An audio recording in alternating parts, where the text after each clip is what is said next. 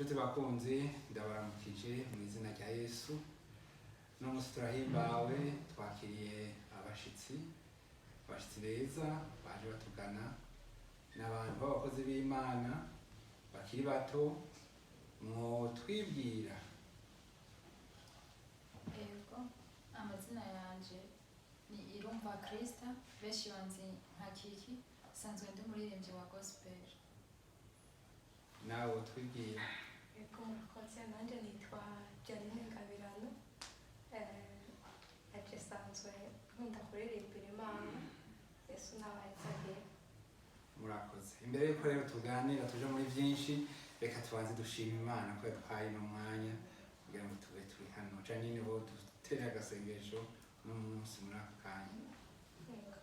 Dusenga Mana Data twese uri mu ijuru, turagushimiye kugira neza kwawe, turagushimiye imbabazi nyinshi watugiriye, turagushimiye ubuntu nk'ubumana watwemereye ko tubaho uragahezagirwa. Wakoze gusubiye kutwemerera ko dukoranira hamwe kugira ngo tuyage iby'urugendo rwo kuja mu ijuru. Turagushimiye kuri aka kanya keza rero duhaye nawe bene data. None rero turaguhaye kaze Mana mu kanya kose tugiye kumarana, ube kumwe natwe, ibiganiro tugiye kuyagira hamwe ubibemo. Turaguhaye kaze nk'Imana ngo dusange ngaha hantu wigaragaze nk'Imana, byose ubibemo mu izina rya Yesu Kristo. Amen. Urakoze. Ego Imana yatugiriye neza, ni ubwa mbere duhurira hamwe, mbere ni n'ubwa mbere duhura kuko jewe Irene Nahazwe nsanzwe ntaba mu gihugu c'u Burundi, mba mu gihugu c'Ubudagi aho nkora ibikorwa vy'Imana, hanyuma ngakora n'iyindi mirimo kugira mbeho. Aba rero Imana yaraduhuje ku buryo bukomeye, uburyo bwa WhatsApp, kandi Imana yadufashije kuko twagiye tujana mu masengesho, hanyuma tugira neza none ubu turahuye. Uyu Krista na Janine bafise ingabirano imwe mu by'ukuri, kandi Imana ikaba yaraduciyeko kugira ngo dushobore kubahuza, akaba arico twakoze kuri uyu munsi. Nashaka tudatevye, wewe Krista usanzwe uririmbira Imana, wari umaze gusohora n'indirimbo, nta karirimbo ufise ngo ku mutima wodushirira kugira ngo duhonje?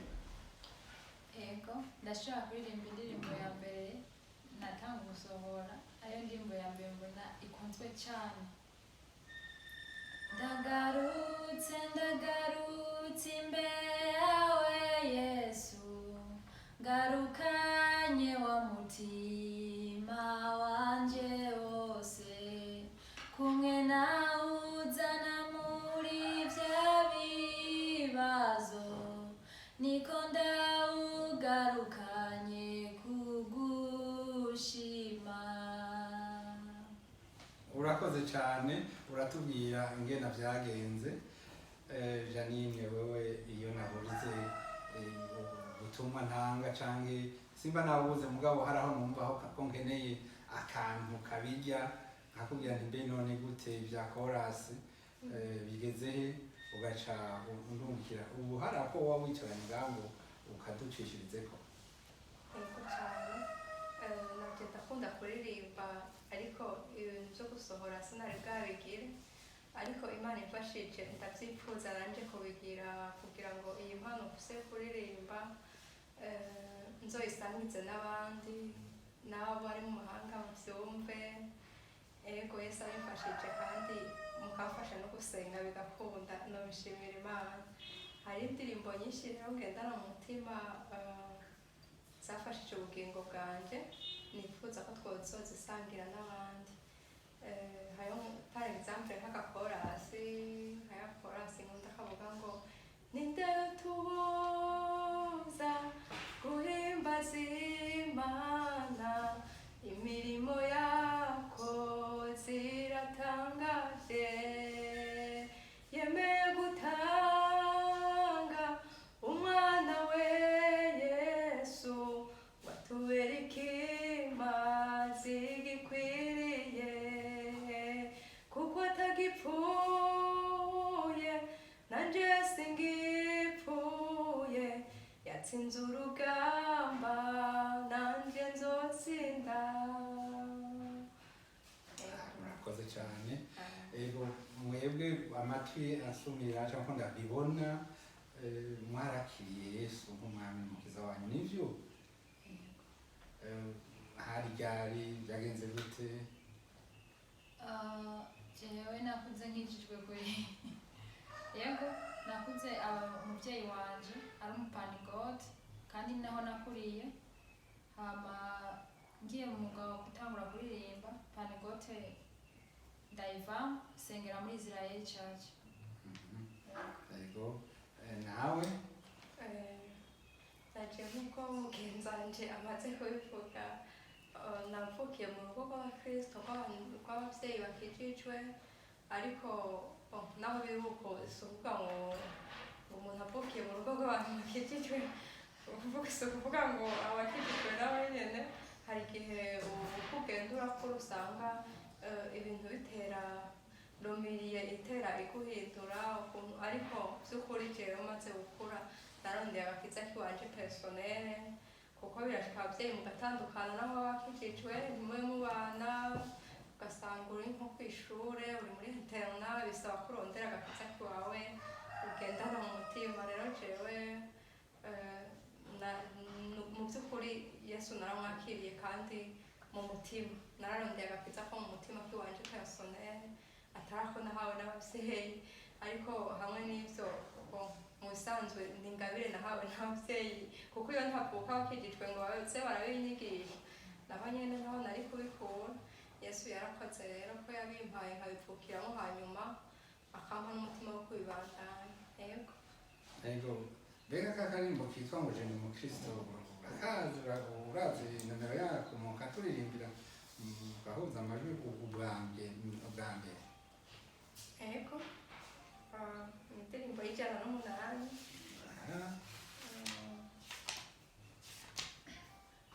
yego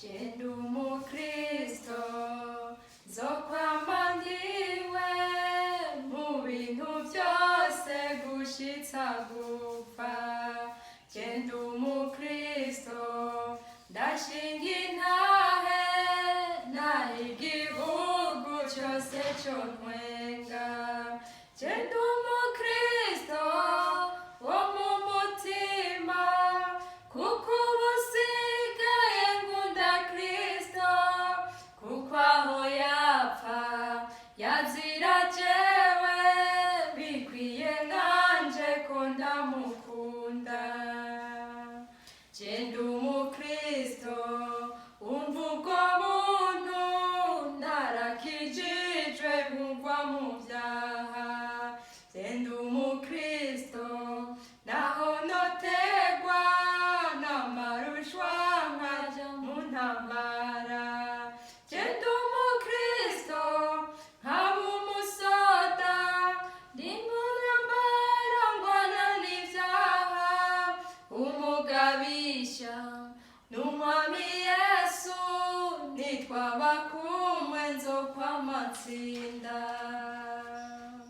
je ndi umukristo ndumwambukira ndakobeje mu rugendo rwanje ivyino mw'isi ndabihinyuye nsigaye ndondera ibyo mw'ijuru je ndi umukristo intara yacu iri mw'ijuru ku mana yacu ntazari bayo nta n'amagorwa abaho bose baguwe neza je ndi umukristo ico ni ikintu gihumuriza umutima wanje kiranyibagiza imibabaro nkumva nduhutse kubw'umukiza je ndi umukristo uko ndi kose maze ndengukijwe ngeze gupfa nzogira akanya muneza kenshi nzoba mpiriwe ngeye mw'ijuru amen murakoze cyane turanezerewe jewe muri ibi bintu byo kubonana namwe nabonye igitangaza. Benshi kumbe ntibabizi uyu Krista twamenyanye ari mu gihugu ca Jordania. Nivyo narashitse mu gihugu kibanyi ca Israel, ariko mu gihugu ca Jordania sinashitseyo. Hanyuma uyu nawe muri ico gihe yari mu Burundi. Nta nico duhuza atari Kristo, kuko n'intara tuvamo ziratandukanye. Jewe mva Makambo, yava mu Rutana, wava mu Ngozi. Ku by'ukuri ni ibintu birengeye gutahura kw'abantu, ariko iyo tubonanye twumva nyine ko turi abana b'Imana, kandi turi abana b'Imana turiko tuja mw'ijuru. Nagomba ndababaze ubutumwa mufise ubu nubuhe? jewe ubwanje ubutumwa nobafise kandi numva shaka bose babumenye buca mu ndirimbo zanje prama. Jewe nama mbwira abamenyeshamakuru, jewe sindi wa muntu nzotora Bibiliya ngo ngende ndavuga, ariko jewe nzoririmba kandi ubutumwa bwanje buzoba mu ndirimbo. Benshi bazobasha gukurikirana channel yanje bazarabona ubutumwa bugenda butandukanye buca mu ndirimbo. Kandi binakunze mfise gahunda yo gukina filme y'abakristo y'ijambo ry'Imana yigisha umuntu akiga biciye mu ndirimbo, biciye no muri filme. Igihe Imana izomfashisha ubwo buryo byose mu kwizera nzobishikako. Yego, nawe wodudurira ko ku butumwa ufise ndakugaruka ko wewe. Yesu nashimwe. Ubutumwa mfise w'iki gihe ngendana canke buri muri jewe no kukubwira abantu bose ko bakizwa bakakira Yesu nk'umwami n'umukiza mu bugingo bwabo, kuko biraboneka ko iki gihe ari ikiherezo. Ni uguhimiriza abantu, umuntu wese akarondera kugororokera Imana, kuko intumbero yacu twese y'agakiza k'iwacu ni ukugira ngo tuzoje mw'ijuru twese. Haba mw'izi ndirimbo turirimba, umuntu agatanga ubuhanuzi kugira ngo abantu ubuhanuzi butwereka inzira y'agakiza, kugira ngo n'abanyabyaha bihane bakizwe kubw'izo ndirimbo turirimba, kubw'amajambo tubasomera. Yego, nibaza ko ikibazo wacishwe kandi na Kristo niko akora. Nashaka mudushireko kandi karirimbo gatoyi mukashobora kukaganirako canke kwinjira mukaturirimbira nako.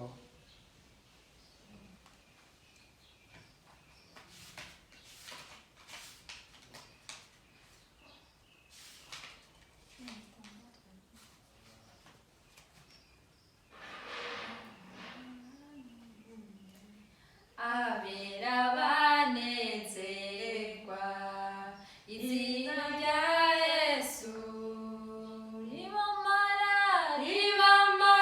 imibabaro, rirabatinyura ribamara imibabaro, rirabatinyura umutima ukomeretse niryo riwukiza. Ushonje rirawuhaza, riruhururushe. Ushonje rirawuhaza, riruhururushe. Niryo nkinzo yanje nziza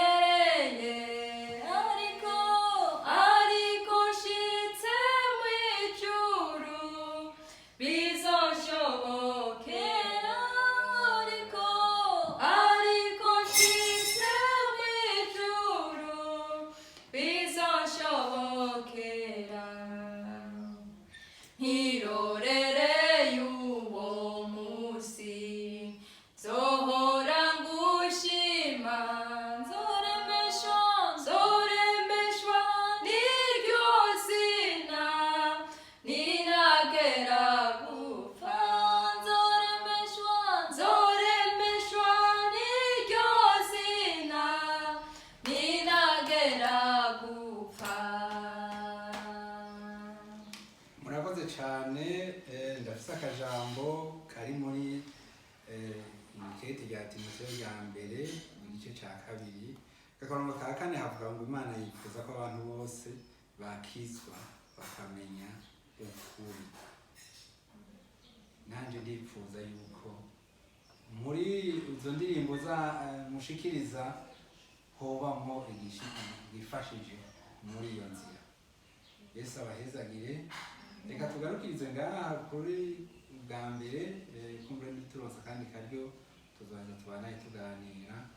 Yesu abahezagire. Reka tubashire mu mwe y'Imana hanyuma tuzaba tugejeje ngaha kuri kino kiganiro.